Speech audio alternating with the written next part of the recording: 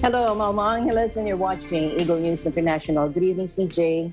Good evening, Alma, and good evening to everyone joining the broadcast. Here are tonight's headlines.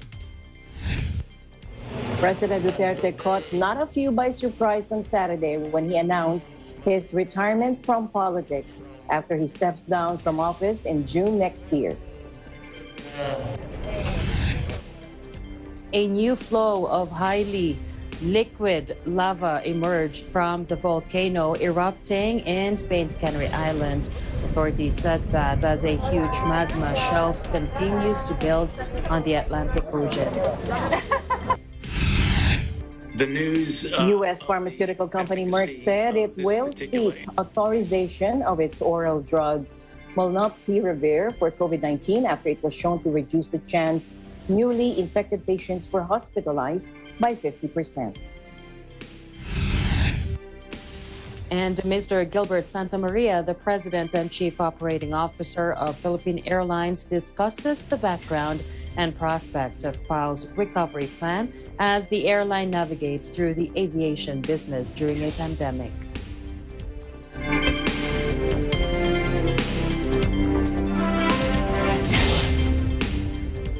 And now to the news. President Duterte caught not a few by surprise on Saturday when he announced his retirement from politics after he steps down from office in June next year. The president made the pronouncement when he accompanied Senator Christopher Bongo, his former longtime aide who filed his certificate of candidacy for vice president under the Partido Demokratiko Pilipino Lakas ng Bayan or PDP Laban. And President Duterte said the universal sentiment of the Filipino has been reflected in the different surveys and in many forums, caucuses, and meetings to discuss what should I do in my life. Take a look. And today, I announce my retirement from politics.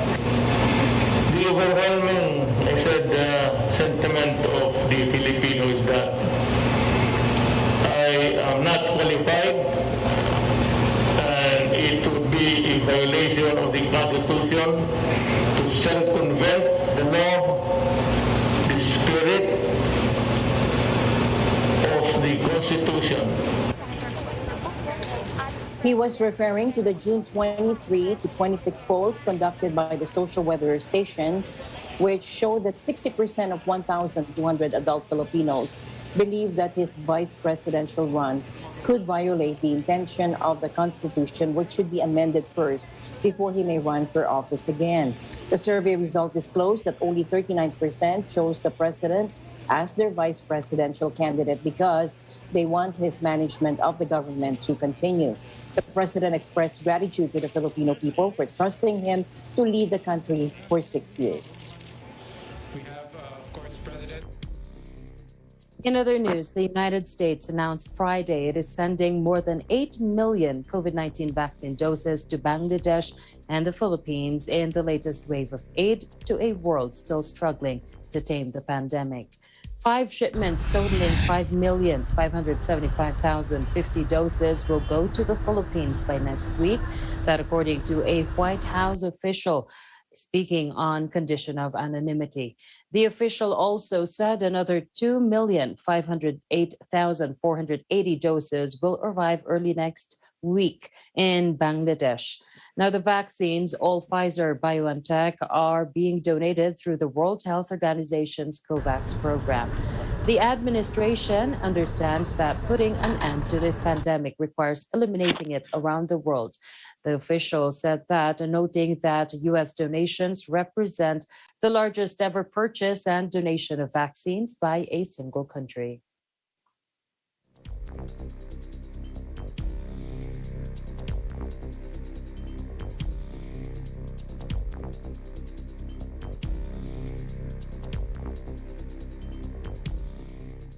Meanwhile, Taiwan accused Beijing of bullying and damaging regional peace Saturday after Chinese fighter jets and bombers made their largest ever incursion into the island's air defense zone.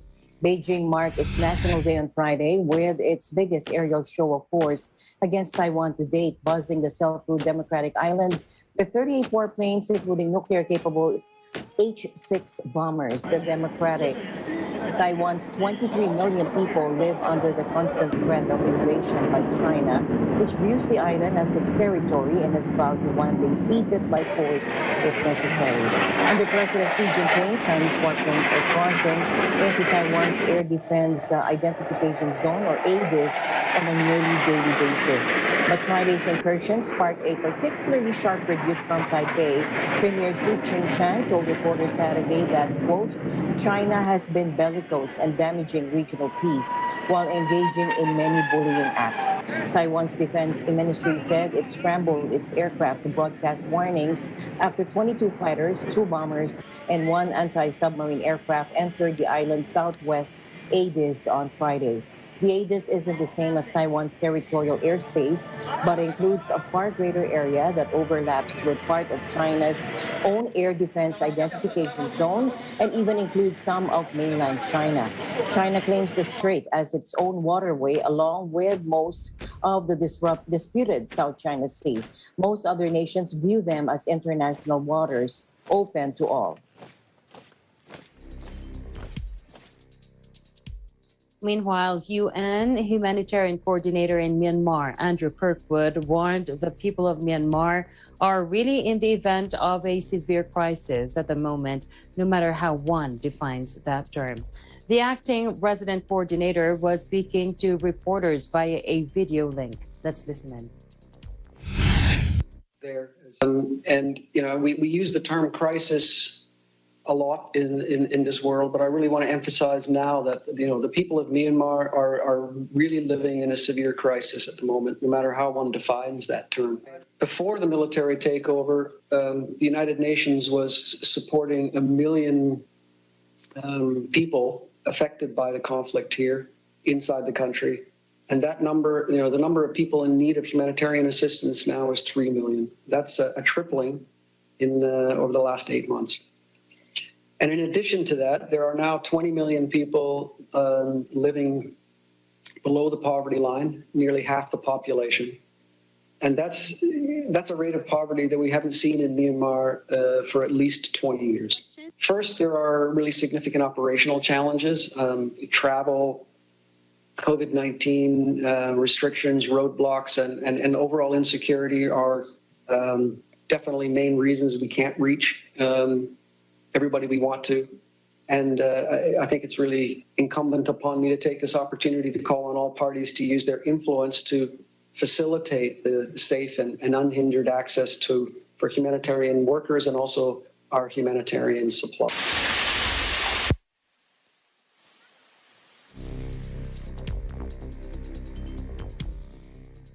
The United Nations condemned Ethiopia over its treatment of the rebel Tigray region and warned that millions are facing famine. The UN Humanitarian Office said civilians are in desperate need because the Ethiopian government is blocking food aid. Watch this. On Ethiopia, the UN's Emergency Relief Coordinator, Martin Griffiths, said that after 11 months of conflict and 3 months of de facto blockades, the humanitarian crisis in Tigray is spiraling out of control. He said that 5.2 million people still require food aid, with 400,000 people living in famine-like conditions. Our humanitarian colleagues say that child malnutrition is at the same level that at the outset of the 2011 Somalia famine. Mr. Griffiths warned it is likely to get far worse before it gets better, pointing to desert locusts, a potential poor harvest, humanitarian aid not getting through, and conflict spreading into neighboring regions of Amhara and Afar. Our humanitarian colleagues inform us that the delivery of aid, including fuel into Tigray, is still a challenge. In the past weeks, 79 trucks carrying aid arrived in Tigray via the Samala-Abala-Mekele corridor. This brings the total number of humanitarian trucks that have entered Tigray since July 12th to 606. I think, as we've said many times, what we need is 100 trucks to enter Tigray every day. So we're way below that target. Trucks carrying fuel and medical supplies still cannot enter Tigray. Trucks are waiting in Samara, in Afar, to travel to Mekele. Mr. Griffiths said he continues to engage with the government of Ethiopia to advocate for the easing of these blockade-like conditions and to allow for sustained and regular access to aid convoys. Commercial supplies have also been blocked since the end of June, causing severe shortages of essential commodities and a sharp rise in prices. For example, the price of cooking oil has increased by 400%, salt by 300%, and rice by 100%. The United Nations also said Ethiopia had no legal right to expel 7 senior UN officials. Ethiopia said the UN officials were being expelled for meddling in its affairs, ratcheting up worries over the humanitarian response in the war-torn and famine-threatened Tigray region.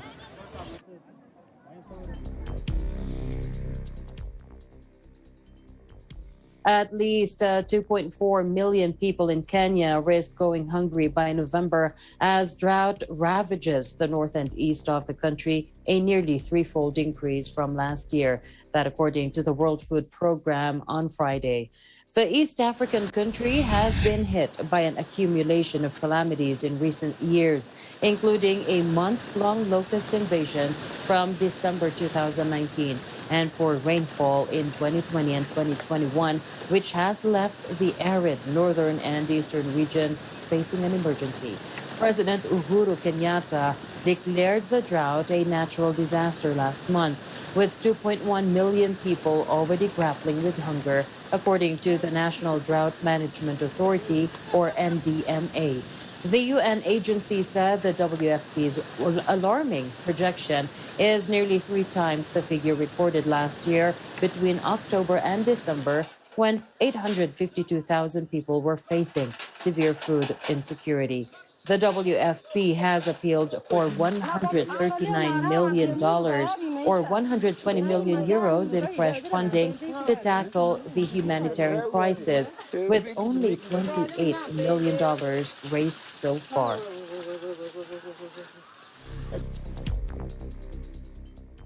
Meanwhile, Hawaii's Kilauea volcano, one of the world's most active, has erupted, but its lava so far is limited to its central crater and not threatening inhabited areas, that according to authorities on Friday. Lava fountains began appearing Wednesday on the surface of the crater's lava lake and have reached the height of a 5-story building, according to the U.S. Geological Survey on Twitter. Now, cracks first appeared in the Halema Uma'u crater earlier Wednesday and very quickly gave way to the lava fountains, which at times exceeds a temperature of 1,100 degrees Celsius, according to USGS. The eruptions that have regularly rocked Kilauea since the 1950s have made it a popular destination for tourists.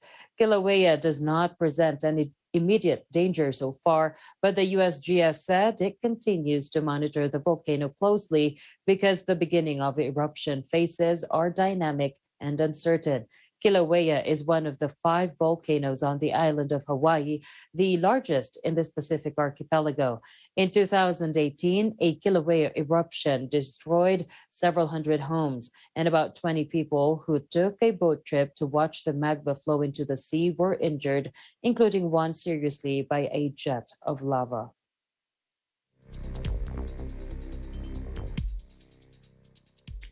A new flow of highly liquid lava emerged from the volcano erupting in Spain's Canary Islands Friday, according to authorities, as a huge magma shelf continues to build on the Atlantic Ocean. The fresh outpouring of molten rock began around 2:30 a.m. or 1:30 GMT. Spain's IGME Geological Institute said that, adding that it was coming from a new exit on the side of the Cumbre Vieja volcano on Las Palmas. La Palma Island. Now, videos posted online by IGME and the Volcanic Institute of the Canaries showed a large stream of glowing lava moving across charred earth. The new flow in the archipelago of the west coast of Africa comes on top of magma, forming a huge platform in the Atlantic Ocean, which has grown beyond 20 hectares or 50 acres. Now, Cumbre Vieja began erupting on September 19 and has so far spewed out 80 million cubic meters or 3 billion cubic feet of lava, Canaries Regional President Angel Victor Torres told reporters. That volume was twice as much as neighboring volcano Tenevilla, unleashed in a 1971 eruption that lasted twice as long, according to Torres. So far, no one has died or been hurt in the eruption, although around 6,000 of La Palma's 85,000 inhabitants have been evacuated. Some 870 buildings have been destroyed and 358 hectares of ground covered in lava, according to data from the EU's Copernicus Satellite Observation Program.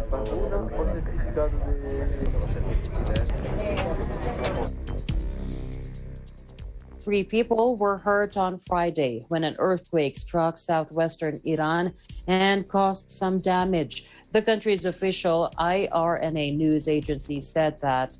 Now, the United States Geological Survey said the quake, measuring a moderate 5.2, struck at 4:45 a.m. or 1:15 GMT at a depth of 1 kilometers or 10 kilometers or 6.2 miles near the port city of Genave in Bushehr province.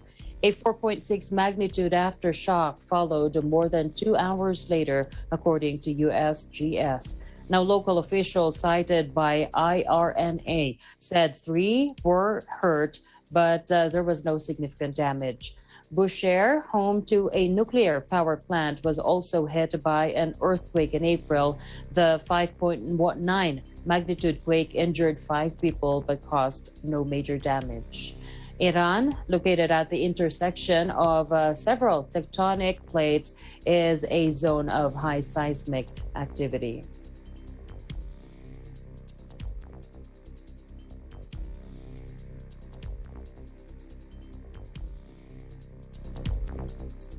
In other news, North Korea has successfully fired a new anti-aircraft missile, according to state media, as the UN Security Council said failed to issue a statement after an emergency meeting on the recent flurry of weapons tests by the nuclear-armed nation. The official Korean Central News Agency said the anti-aircraft missile had a remarkable combat performance and included twin rudder controls and other new technologies. A picture in the official Rodang Sinbum newspaper showed the missile ascending at an angle into the sky from a launch vehicle on Thursday. In September, it launched what it said was a long-range cruise missile, and earlier this week tested what it described as a hypersonic gliding vehicle, which South Korea's military said appeared to be in the early stages of development. Anti-aircraft missiles are much smaller than the ballistic missiles the North is banned from developing under UN Security Council resolutions and harder to detect from afar.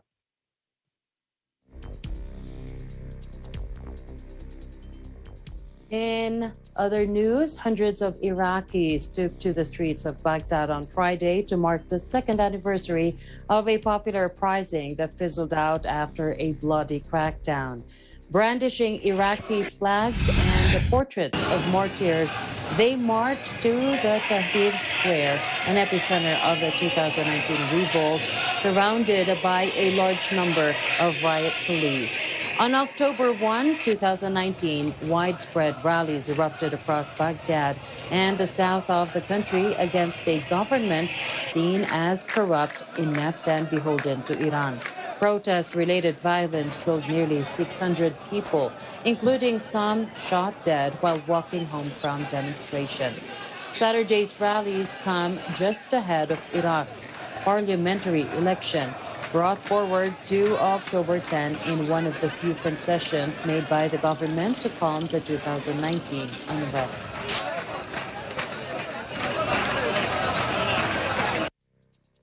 And the news continues here on Eagle News. We'll be right back.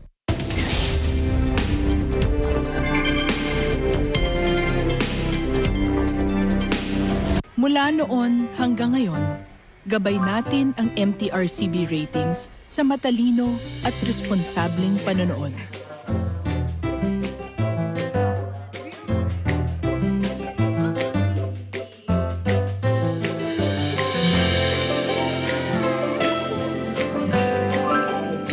Sa tamang pagsunod sa MTRCB ratings, ginagawa nating ligtas at makabuluhan ang panonood ng bawat miyembro ng pamilyang Pilipino. Lumipas man ang panahon, hanggang may pamilyang Pilipino, andyan ang MTRCB.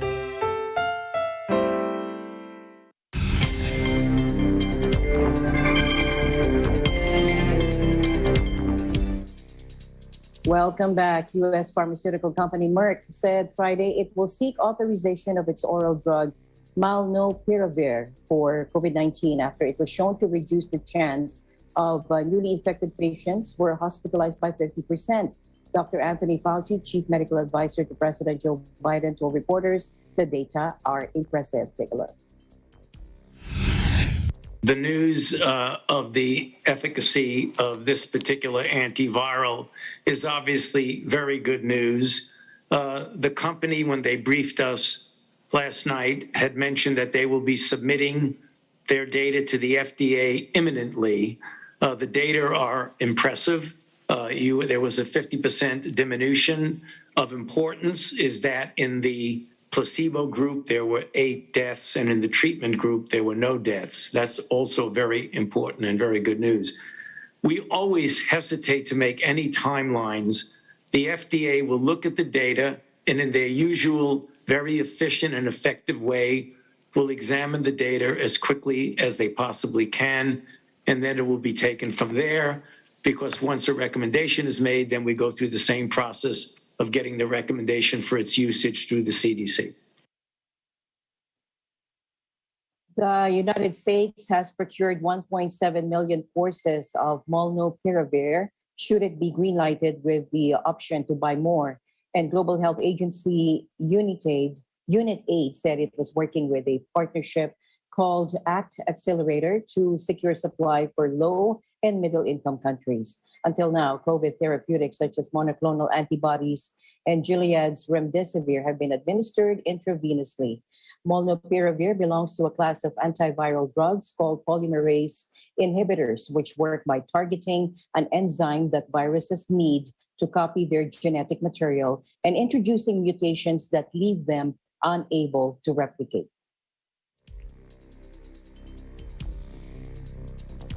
In a related news, the Philippine government is closely monitoring the clinical trial of Molnupiravir, an investigational drug that is slated to be the first oral antiviral medication for COVID-19. Watch this. Wala ho tayong local trial pa na nangyayari dito.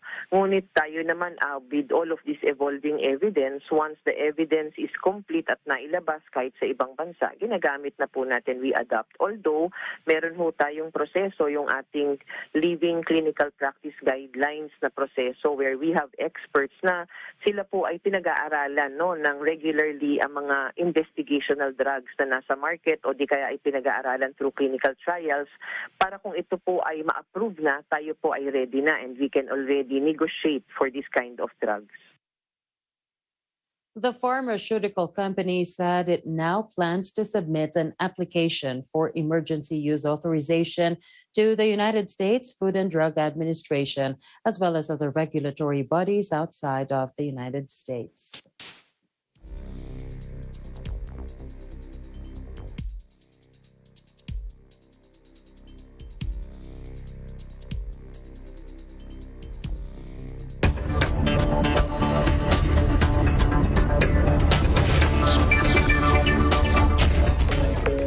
Now, earlier, I was able to talk to Mr. Gilbert Santa Maria, the President and Chief Operating Officer of Philippine Airlines, where he discussed the background and prospects of PAL's recovery plan as it navigates through the aviation business during a pandemic. Let's listen in.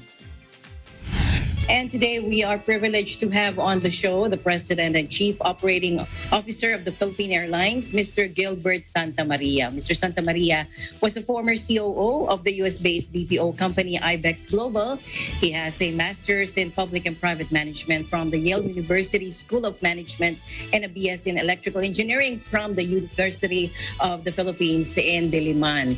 Now, Philippine Airlines has been in the business for 80 years and a long-revered company and a symbol of Filipino pride. Just like any other airline around the world, our national carrier is no exception to the impact of the pandemic. Now, to the common traveler, the filing of Chapter 11 bankruptcy is quite jolting news. Just to be clear with our viewers, Chapter 11 bankruptcy, also known as reorganization or rehabilitation bankruptcy, is different from liquidation bankruptcy, wherein the business must sell off its assets to pay the creditors. Chapter 11 gives the company opportunity to reorganize and to re-emerge as a healthier business. Now, on that note, Mr. Santamaria, welcome to the program. May I call you Gilbert? Please, good afternoon. Good afternoon, sir. I remember you telling me before that you prefer to be called Gilbert. Now, can you quickly run through us the effect of the pandemic on our national carrier, beginning with March 2020? March 2020, a number of different things happened. All our revenue disappeared the middle of March, and fuel prices collapsed, which means we were upside down on our hedges. So we ended up having a severe liquidity crunch, as well as a situation where we became essentially untenable, losing significant amounts of revenue, $2 billion in that particular year last year, and pretty much $2 billion relative to 2019 this year. So the pandemic has been a terrible force to contend with. That's true. But in spite of all the dreadful news we have been reading about businesses and economies, Philippine Airlines has mounted a recovery plan in response to the challenges of this pandemic. This is good news. We'd like to know more about PAL's recovery plan. Will schedules and frequencies be affected in domestic or international routes? And how will the restructuring affect passenger travel? Will it have an effect on employees as well? Please tell us more, Gilbert. Okay, so your description of Chapter 11, the Chapter 11 process was spot on. Chapter 11 refers to Chapter 11 of U.S. Bankruptcy Code, which refers to reorganization of a company, as you say, reducing our debts and adjusting our contracts and our obligations in order to reflect future business that is quite different from the previous one. And our creditors will have a say in the plan, right? That is very different from Chapter 7, which is a liquidation and the end of the enterprise. So we selected a Chapter 11 process in the US because it's widely recognized around the world, and most of our creditors, especially the ones who own the aircraft, are not in the Philippines. And so the US process was going to be transparent and easy for them to understand. Now, what does that mean? It means we will continue to operate while we are going through the process. I'm happy to report that last night we had our what we call second day hearings, and every single motion passed with no objection, including the debtor in possession financing motion, which opens up the financing that we had set up for this process completely, as well as all the other motions to continue doing business in due course, right, in a normal business as usual basis. And while we are not yet out of the Chapter 11 process, the judge did compliment us on how well organized our process was. And in fact, we will have no unsecured creditors committee, which is very unusual for a Chapter 11 process because our creditors are all alongside. And the judge was very complimentary and said it was the quickest hearing she'd ever had to preside over. So I'm very happy to report that we are marching along the process we set up. And we will continue operating, and passengers' tickets will be honored. And as soon as restrictions start to lift, when the pandemic starts to loosen its grip on the Philippines, then we will be able to fly more people back to their homes in the Philippines, in the region, and beyond. Mm-hmm. So will schedules and frequencies be affected in domestic or international routes? They've already been affected. They'll just get better as more capacity is put back in place as soon as the restrictions are lifted. So both the restrictions inside the Philippines, so we have interzonal restrictions. You can't even drive to Batangas without a PCR test, right? Much less fly to Mindanao. So when vaccinated people can travel with no restrictions, that will open up demand, that will increase demand, open capacity, drop prices, and be a general good thing for our economy and for our people. And the same dynamic will apply to the region as regional restrictions are lifted, and then beyond to the United States and Europe, etc. So there will be more, the schedules will open up, and there will be fewer disruptions other than for weather. What about your employees? What effect will it have, the restructuring plan, on your employees? Our employees are quite happy that the restructuring plan has proceeded as expected, and they are assured now of the continued survival of their employer, Philippine Airlines. Right, we completed our retrenchment as part of our restructuring plan before we filed, and so we did the work up front. That was completed in March. We don't anticipate adding more reductions unless, of course, things things go south and we have a resurgence of the pandemic. So we hope that doesn't happen. So, Gilbert, can you tell me, if I were a frequent traveler, and will Philippine Airlines still honor my valid tickets, vouchers, my loyalty mileage, and refunds? Absolutely. Especially the refunds, right? If your refund has not yet been paid, more than a year after you applied, call us, contact us, reach out, right? Because that means there was a failure in our process, because we've almost completed all our refunds as far as our backlogs are concerned. When I hear that people haven't been paid refunds in over a year, I please step up, let us know, because that should no longer be happening. We've been clearing recent refunds caused by the typhoon and other very recent disruptions. So old refunds should no longer be out there. If they are, please, please, please allow us to fix that for you so you can fly again. There you go. And my next question is for the savvy Filipino traveler. The reduction in your aircraft fleet is also a matter of interest, as Philippine Airlines will delay the delivery of some Airbus planes. How will this affect the operations and keep you on track to recovery? A part of Philippine Airlines' problem in 2019, even with $3 billion in revenue, at that point, we were overfleeted. We had too many aircraft. And having too many aircraft means you have too many assets you need to pay for. And that led to a situation where when the pandemic hit, we had way more debt than we knew how to handle. And so we had to refleet and reduce the size of our fleet, rather, and reduce the options we have for aircraft to fly to different destinations, pull back on some routes that were not economic, and reduce frequencies where it made sense, right? Given that demand is still about 70% below where it was before the pandemic, right? There's still plenty of capacity to go back to, but we have enough of a fleet to last us into a repeat of 2019. So we have enough aircraft for us to go into 2019 again, right? Which we anticipate will happen in 2024 or later. Now, if it so happens that demand spikes much faster, as it has for the domestic market in the United States, then we will be happy to rent used aircraft that are sitting in the deserts of the world right now, waiting for new owners to take them over. How long do you surmise before our aviation industry will return to normal? We will return to normal when the economy returns to normal. So we happen to be a leading indicator when they shut travel down in order to protect the economy from a pandemic. By definition, it drops our revenue to zero, right? And so once they reopen the economy, will also be a leading indicator for the recovery. And the recovery will really be in place when we're no longer worried about level alert 1, 2, 3, 4, MECQ, GCQ, L1Q, etc. That's true. In filing for Chapter 11, Philippine Airlines is repositioning itself for long-term growth and profitability.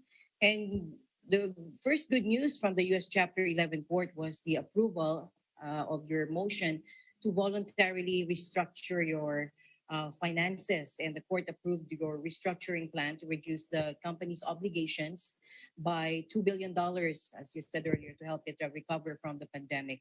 Please take us through some of the steps, like the infusion of new obligations and equity funding to provide sufficient liquidity for the airline, and the additional financing from global investors to help you through post-restructuring activities. Sure. Chapter 11, the Chapter 11 process we entered into on a voluntary, prearranged basis, which means we negotiated with our creditors before we filed. And what that means is we agreed with the creditors new terms of our contracts with each independent individual creditor on a bilateral basis, and then collectively assured the creditors that while our level of business with them might drop, they will be assured of continuing to do business with us into the future. Therefore, they reduced our debt obligations by over $2 billion, as you had called out. And in return, in order for us to have the working capital to continue to operate, our shareholders had agreed to provide debtor-in-possession financing, which is the kind of financing that exists within a Chapter 11 process. Nobody will lend to a company that's bankrupt, right? And our shareholders had basically not only indicated willingness, they had actually, in a process where we talked to other investors, they indicated that they were willing to, they were willing to take the lead. And so our debtor-in-possession financing was led entirely by our shareholders. And at the appropriate time when we exit the Chapter 11 process, some of that will be converted to equity, some of that will be converted to long-term debt. And then we will raise, as Philippine Airlines, once we exit, we will be back into the marketplace with a balance sheet now that banks can lend to, and we'll be in a position to approach other lenders for what we call exit financing that will help assure our creditors and shareholders of sufficient liquidity leading into the future. Earlier, you were talking about how the airline can recover as long as the restrictions, the lockdowns, border restrictions go back to normal. How is the airline, on that note, how is the airline coping with the frequent changes in quarantine lockdowns, border restrictions? With as much agility as we can muster. So, what's interesting about Philippine Airlines, because it is the flag carrier, we are in very close touch with the government. We've been partnering with them since the beginning of the pandemic, when we started repatriating Filipinos home as early as the Diamond Princess in February of last year, and the first Filipino crewmen were stuck in a ship in Japan. We managed that repatriation. We managed the repatriation in and out of the Philippines of Filipinos and foreigners. Yes. We continue to do so. And we've been flying commercial routes. We've been flying the vaccines in. We've been flying supplies in. We've never stopped. So, we anticipate that the restrictions will continue to be in place. So one of our responses, for example, is we from ASEAN countries, we will fly to other airports than Manila because the restriction on arrival limits of 2,000 passengers is in Manila. So we will fly to Subic, Davao, Lawag, and General Santos has opened up. Zamboanga has opened up, and we will look at other airports that can take either our narrow bodies or our wide bodies and fly overseas foreign flights into those cities where the passengers can quarantine and follow the requisite quarantine regulations, after which we will take them to their final destinations in the Philippines. That way we open the country up some more without creating more stress in the Manila hospital environment, because part of the reason the restrictions are in place is to ensure we have the appropriate level of hospital capacity to deal with any surge.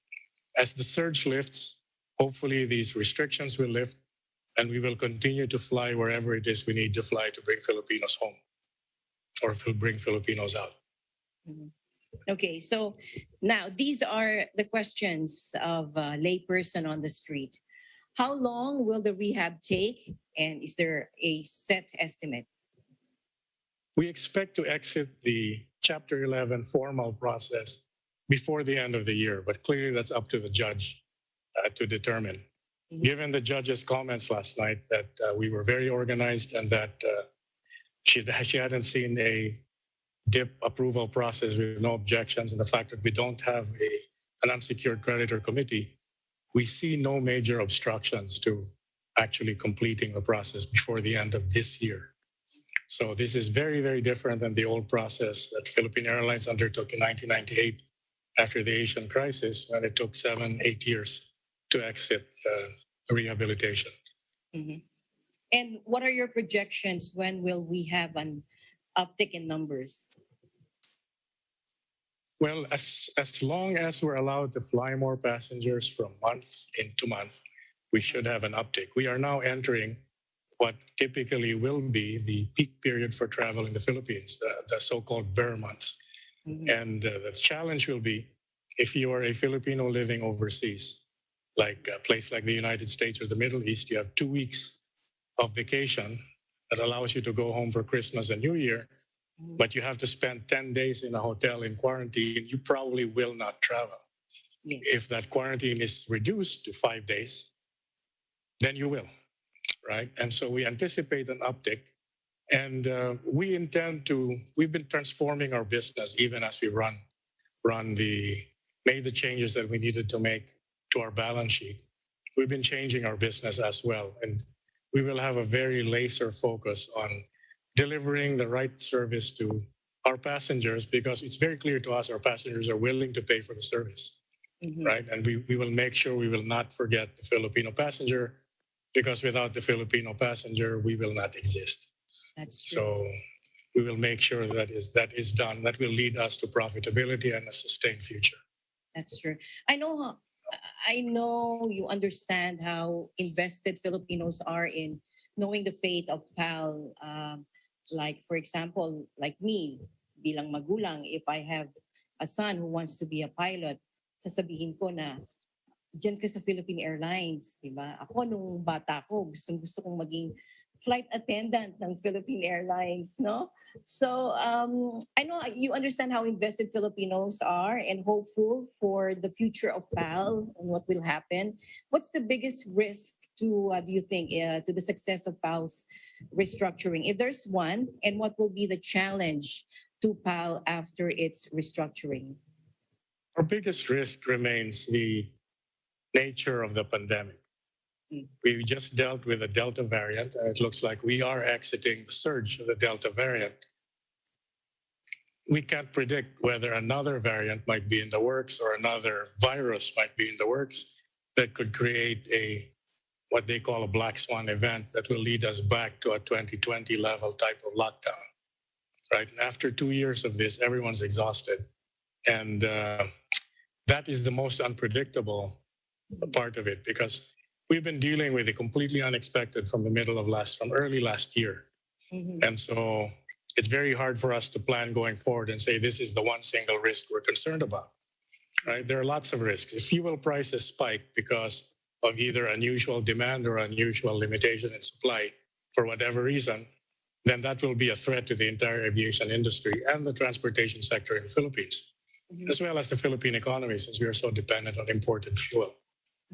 Right, among other things. So I could go through a whole laundry list of risks. In general, we have mitigated what we could by making sure our balance sheet is stronger and that we have a much more laser-like focus on our ability to make a profit, right? Break even and fly profitably. And we think we know how to do that. And if nothing outside of the ordinary occurs, we anticipate Philippine Airlines, what we call the great 80-year-old lady, will continue to fly. So that is our responsibility. And we have no intention of giving her up at all. Right. Despite the exhaustion and uncertainty, what is the secret to the resilience of Philippine Airlines? Oh, it's people. Mm. Without question, it's people. Now, Philippine Airlines have a kind of nice anecdote.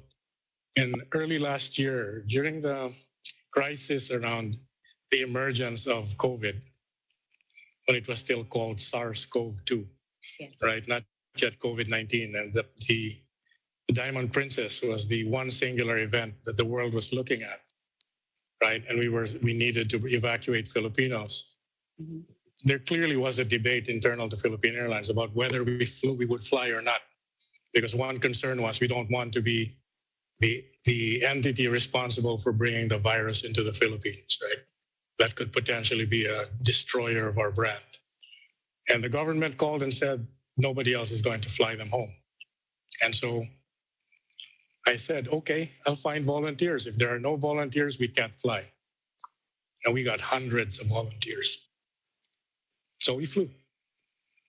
And we continue to fly. That's true. The loyalty and reverence of its employees have buoyed PAL through this crisis. Yep. And the loyalty and the support of the Filipino people. That's true. Yes. Right? Every OFW flight for us has been a lifeline. That's right. Despite the, I think you mentioned this earlier, despite having gone through the worst years, one of the worst years in aviation, PAL had its bright spots. Like you said, PAL actively participated in the transport of vital medical supplies to different provinces. And I'm happy to note PAL also was at the forefront of repatriation efforts with different countries. Could you tell us more about more bright spots from PAL? The pandemic has been a general bright spot for us, right? It's things about challenges like this that take you outside of your fixation on the enterprise alone, right? The people of Philippine Airlines in the middle of last year were less concerned about is PAL going to survive. They were very concerned about, is my family going to be okay, yes. Right? And in that case, you know, their contribution to the recovery of the Philippines or the defense of the Philippines from COVID was to mount those flights and was to make sure that Philippine Airlines was there for all the sweepers that picked up foreigners all over the Philippines, flew them into our hub airports, and then flew them home. And then bringing Filipinos back from places like Tajikistan and Beirut, where we normally don't fly, and you never see the tail and the name of the Philippines on the plane. We flew there last year, and it kept a lifeline open. It was a symbol of hope for us. True. How has PAL helped the country in this pandemic? Like, how essential is the recovery of PAL in a time of pandemic? Well, we were absolutely essential during the pandemic, but we as an airline and as part of the aviation business, we are absolutely essential in connecting an archipelagic country, with each other. You don't take a ship from Davao to Manila. Nobody really does that anymore. Nobody's done that since I was a boy living in Mindanao, right? You flew, and you generally flew on Philippine Airlines. Now they have choices. Most people have choices. But in order to link the islands together, you fly. And it's not just passengers, right? One of the reasons why we fly wide bodies into General Santos is it's one of the biggest sources of cargo, right, for the world, right? We fly tuna to Japan and the US and Canada from Jansan, but we also fly fruit and seafood into Manila from Mindanao through General Santos and Davao and Cagayan de Oro and places like that. And so we are deeply in tune with the market. It's fruit season now. Unfortunately, the mangosteens didn't flower as well as they were expected to in Mindanao this year. So the mangosteen harvest is down, but pomelos are up. And for those who eat durian, durian is up. Lots of cheap, very delicious durian. And we're plugged into that because people will ship it on us, right? And our bellies are full of cargo because economic activity won't cease. We'll bring balut from Central Luzon to Mindanao, and then fruit and fish on the way back, etc. These are essential activities that everyone takes for granted, but we provide what we call the metal to make it happen. In a slightly larger perspective, are you also keeping an eye out how other airlines in the region are coping? Yes, we are. We are keeping a very close eye because we are kindred airlines, right? We are part of IATA and also the Association of Asia Pacific Airlines, AAPA, and we keep track of what our governments are doing on restrictions, virus prevention, infection prevention, etc.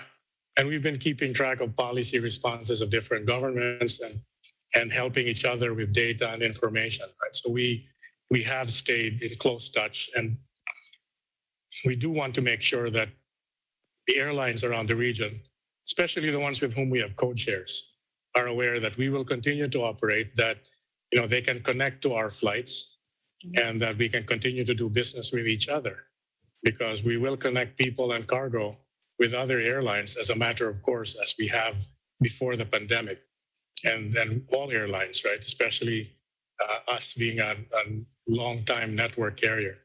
We have a lot more in the way of code shares and interline agreements than other airlines in the Philippines.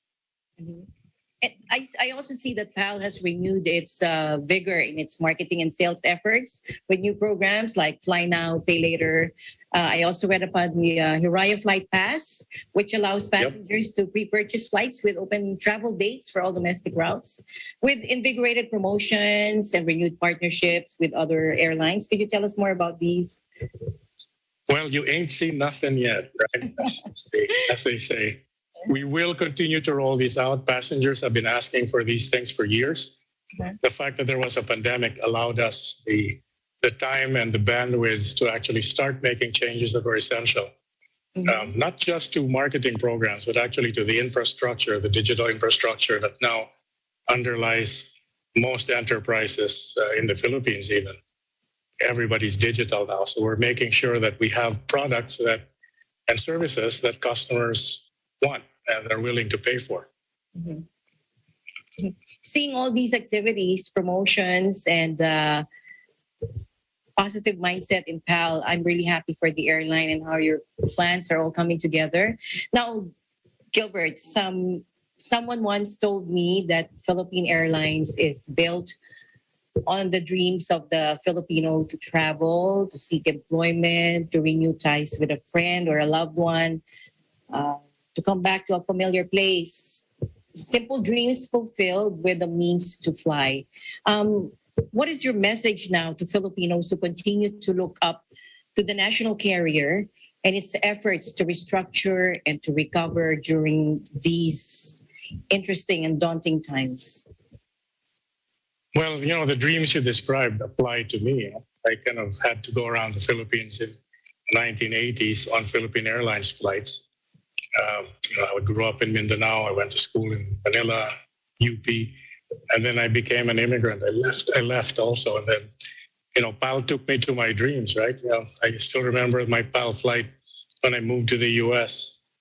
over 30 years ago. So, and those memories are very evocative. And Filipinos have very different dreams now, perhaps, but we will still be here to serve the need for travel. And we will serve Filipinos first, because that's really who we are. That's in our identity. We're not going to be an airline that's a luxury carrier like some of the ones you will see, right? We're clearly not a low-cost carrier. We do care about your comfort, and we do care about ensuring that you reach your destination in reasonably good shape. But we will be around for the long term, right? As Asia's oldest airline. We're not the first necessarily, but the ones that went before us are gone already, right?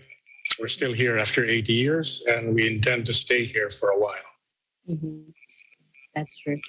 Thank you for your time, Gilbert. I know you're a very busy man working on rebuilding the airline, a legacy to the Filipino people, and best wishes to Kapitan and to your team in this recovery effort. Thank you so much for your Thank you very much. Thank you. Thank you.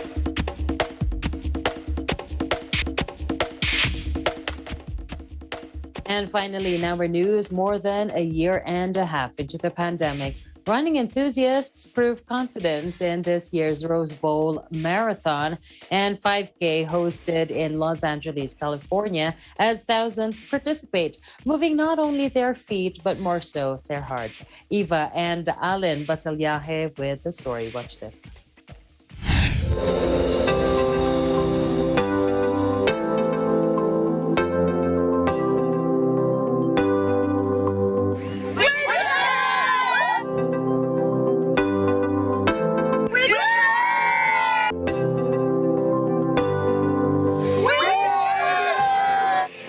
Gets you moving for thousands of people in Pasadena, California? The answer to that is their feet. Event organizer, the McCourt Foundation, and sponsor ASICS help first-time and avid runners get back outdoors in pursuit of health, personal best times, and to support a worthwhile cause. Well, the McCourt Foundation is a health organization dedicated to building a healthier world. We operate events in Boston and in Southern California to provide a healthy and active lifestyle, which is even more important now than ever during the pandemic. For today's Rose Bowl Half Marathon and 5K, we have almost 6,000 people signed up for this event. And so while that's down a little bit compared to previous years, it's still a lot more than we had for most weekends in 2020. To be able to bring live events back, outdoor events back, where there's plenty of room for people to be able to social distance, be healthy, be active, raise money for charity. This is what Southern California is all about. This community celebration of fitness, of health, of wellness, and we're excited to celebrate today. Today, Essex is a partner of this race. So I'm very happy that Essex is being a partner of this race. Essex also is a partner of LA Marathon in November, so I look forward all the runners will come back to the race. So I can't wait to see lots of smile from runners in November. So running is not good only for the health, but also we are expecting people to have like sound mind, sound body through this running, through running. So that's why we are supporting this kind of event and runners. With finishing times of 1 hour 11 minutes and 1 hour 12 minutes respectively, the first and second place overall half marathon winners shared their thoughts about the day's race. Oh yeah, finishing this Rose Bowl means a lot, especially as a Bruin alumni. It's a great race, great fans out there, great city. It's a beautiful city running around there. The runners are great. They're all cheering for you. And definitely I want to thank everyone who organized this event, all the volunteers. Without them, we wouldn't be here. So definitely thanking everyone. Right when we got here, there's a lot of people getting excited about the race, a lot of people cheering even before this started. And then standing at the start line, there's people around you. It's like, all right, it's been a year and a half now. It's time. We're back running out here, and just in the beginning, just wanted to control the adrenaline. There are a lot of fast people out there, so just wanted to make sure that I get to compete with them, get to run with them, have fun with them, and at the finish line, it was great. Yeah. All the people around were cheering a lot, and even the people racing from the back applaud when they crossed me. So it was really appreciable. You don't need to run a marathon if you don't want to just find pleasure in what you do. Me, I race because I love running, and even during COVID, I was training because I love training. I love racing too, but you need to find something you love, and if you feel confident, try a 5K, then a 10K, and after you can try a marathon, but try something doable. And what could be more doable than forming a running group with friends and family? The excitement of being with my sisters. We're actually getting really excited about, we're on track of keeping our weight down and eating healthy, starting healthier eating habits. So that's the reason that we wanted to come together as a family, as a team, and we're really excited to be here. So we actually fast walk, and the first mile was really hard for me, but once we got together and we gave each other support, it became easier as we started getting closer, just hearing the music and hearing the excitement and everyone cheering for each other. It really has been a moment that we're we're excited to be here. I run, just for physical fitness, for health. It makes me feel really good. I start my morning out with running. So for me, it's just, I'm not trying to, be the best runner in the world or compete with Coach E. It's just something that it kind of makes me feel good, and it builds positive self-esteem. I'm 41 years old, and I would like to keep running, until I'm 80 if I can. So what moves you? If the answer is your feet, well, that's a good place to start. But everyone who finishes did so for health, for charity, and for the sense of community. So what moves runners? The answer is their hearts. In Pasadena, California, Eva and Alan, Eagle News, we live in interesting times. Thanks, you guys. That was really fun. I tried to keep running still during this pandemic. My favorite thing to do after. Were you able to?